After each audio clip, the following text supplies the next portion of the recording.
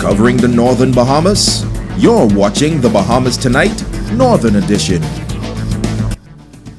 Welcome back. The Abaco Junkanoo Committee pulling off a successful junior and senior parade over the weekend. While both parades were smaller this time around, the committee says it was no less exciting or competitive. Committee Chairman Ayanna Archer has the unofficial results. The winner for the primary school division was Foxtown Primary, that came in first place with a total of 530 points. Crossing Rocks Primary came in second place with a total of 526 points.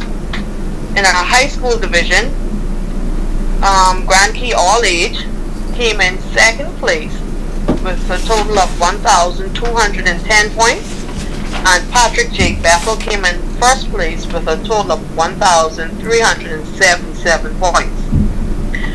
For our senior parade, we had three groups, which was the Green Turtle Key Little Island Slammers, the Murphytown Superstars, and the Spartans United. Coming in third place in this parade was the Green Turtle Key Island Slammers with 984 points. The Murphytown Superstars came in second place with a total of 1,237 points. And the Spartans United was our first place winners with a total of 1,335 points. Overall, the parade went well. Like I said, it was well attended. The community came out, gave their support. The parents came out and gave their support to the kids on Friday. And it was the Love Rush Parade went very well. Now, Archer says the committee is already planning next year's parade, and they hope that the issues that prevented some groups from participating would be corrected next time around. We're hoping that next year our parade can be bigger and better. We hope that we can get more schools out next year and more senior groups. We know we had some challenges this year, and we're going to try and work past those challenges for next year so that everybody, or at least the majority of the groups, can come out next year. Seed monies came in late and so forth, but we're trying. Like I said, we're going to start planning early for next year's parade, so that all of our little roadblocks, we can get over them quickly, and so we can see where we're going for the 2020 parade. Well, millions of women across 180 countries are preparing for this year's World Day of Prayer. The Bahamas became a part of the World Day of Prayer back in 1975 and was the focus of the international observance in 2015. National President for the Bahamas, Annette Poitier, says that every year a special country is lifted up in prayer by the participating countries. This year, the European country of Slovenia has been chosen by the International Committee. On the day of prayer, an unstoppable wave of prayer moves around the world, starting in Tonga and New Zealand and those countries near the international date line, 17 hours before the day starts in the Bahamas. And so, on the day of prayer, there isn't a moment as the world turns, there isn't a minute that goes by when prayer isn't going up to God for a particular country, but also for the needs of every country in the world. So World Day of Prayer gives us the opportunity to do that. And here on Grand Bahama, the prayer service will be held at St. Paul's Methodist Church, and that's on Friday, March 1st at 7 p.m.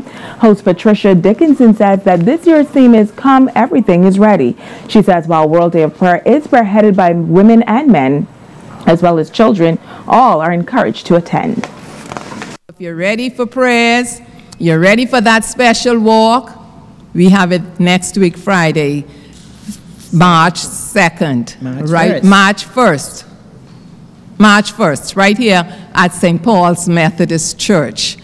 The evening has been written by the women, as we've seen in the booklet, and we are hoping to have a very, very prayerful evening, as indicated by the theme, World Day of Prayer.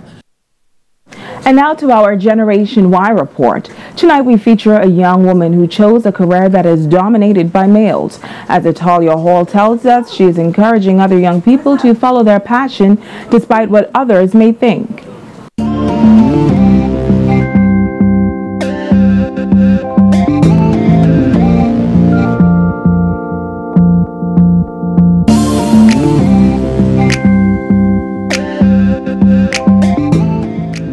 Danielle Lewis is the owner of Hats Off Barbershop that's located in the Circle Mall.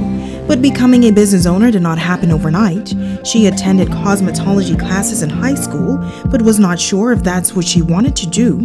And then at the age of 16, she had a baby. Well, that was one of my foundations in my life. It helps me where I am at right now. My daughter, she is my drive for everything. Like whenever I try to give up, I say, like, you know what? It isn't for me. I basically laid down my life for her. Shortly after that, she says she focused on finding her purpose in life. She says God told her that her career choice should be barbering. I didn't even know what it is men just use to shave their face with nothing, absolutely nothing when it came to barbering. Lewis says because she knew nothing, she spent most of her time trying to gain experience.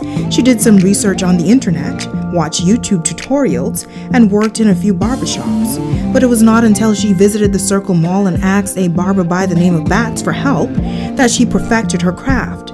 She says Bats left the island and she gained 80% of his clients. And a few months later, she was able to open her own shop. I saved money, I budget, I made sure that whatever it is I needed, I just do. And I try not to focus on my wants so much, more so on my priorities. And I try to understand the difference between a want, a need, and a priority. And I knew that I needed my own space. The young entrepreneur says her business has been flourishing, but she owes it all to God. I've been traveling, going to hair shows, like, you know, studying, researching, and you just can't stop working and studying. And you have to surround yourself with positive people with the same like mind as you. And you just need to understand everybody isn't for you. And everybody won't believe in your dreams, but it's for you to believe in your dreams because it's your dreams. Lewis is advising others to not always focus on money when pursuing their dreams. Just worry about mastering your craft, getting good, and doing the best as possible. People won't understand you. They probably won't believe in you, but I just say all the time, they would respect you for your discipline and your consistency and your faithfulness. And results matter, that's it. And now it is time to ask the doctor.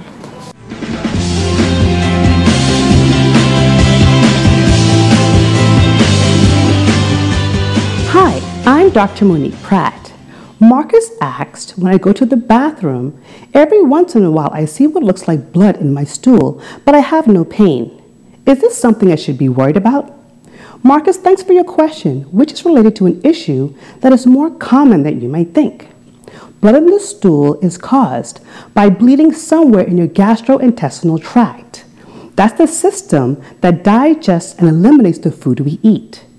Bleeding from the lower portion of the GI tract, mainly most of the small intestines, colon, anus, and rectum, can show up in stool, and there are many people who visit doctors' offices or are admitted to the hospital each year to be treated for conditions related to bleeding. Hemorrhoids, which are enlarged veins in the anal area that can rupture and produce bright red blood, are the most common cause of lower GI bleeding. Anal fissures or tears in the lining of the anus can also cause bleeding and are often very painful. Other conditions like colon polyps, cancer of the colon or rectum, some intestinal infections, Crohn's disease, and ulcerative colitis, which are inflammatory conditions, can all cause bleeding. Some of these can be serious. If you experience any bleeding while passing stool, please see a doctor right away. I'm Dr. Monique Pratt, and this has been Ask the Doctor. Stay with us. Rumiko Knowles has a check on sports when we come back.